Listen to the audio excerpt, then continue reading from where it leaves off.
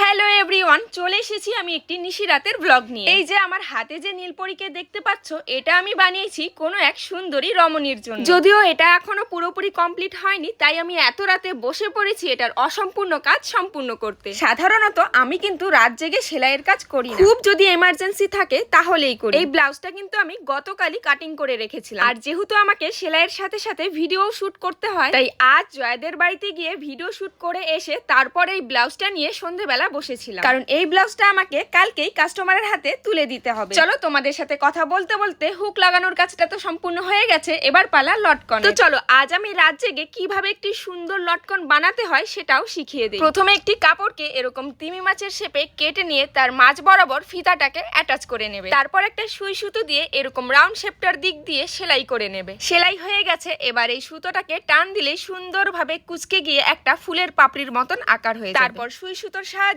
কুচির মাথাগুলোকে একটু সিকিউর করে দিবে, যেন এটা খুলে না যায়। ব্যাস, এভাবেই আমি দুটো ফুলের পাপড়ি বানিয়ে ফেললাম। লটকনগুলো যেন আরো সুন্দর লাগে দেখতে, এর জন্য আমি দুটো অর্ধবৃত্ত কাপড় সেলাই করে নিয়েছি। যদিও এটাকে আমি মেশিনেই সেলাই করতে পারতাম, কিন্তু এত রাতে মেশিন চালালে আমার ঘরের লোক আমাকে ঘর থেকে বের করে দিবে, তাই আমি হাত দিয়েই কাজটা সম্পূর্ণ করে ফেললাম। আরেকটা কথা, এই লটকনটা কিন্তু আমি ইউটিউব দেখেই শিখেছি, সুন্দর না? যাই হোক, তোমাদের সাথে কথা বলতে বলতে ব্লাউজটা কিন্তু আমার কমপ্লিট হয়ে গেছে। ব্লাউজ পিসটা কিন্তু একদমই সিম্পল ছিল, তাই দেখতে যেন সুন্দর লাগে এই লেসগুলো আমি ডবল ডবল করে হাতার মধ্যে লাগিয়ে দিয়েছি। সত্যি বলতে অনেকটাই রাত হয়ে গেছে, আর আমারও শরীর চলছে না, ঘাড় কোমর সব ব্যথা হয়ে গেছে। এবার আমাকে ঘুমোতে হবে, তাই জাগার জিনিস জাগায় রেখে এখন আমি চলে যাব ঘুমোতে। আজকের জন্য এতটুকুই, দেখা হবে নেক্সট ব্লগে। Tata, bye bye, good night.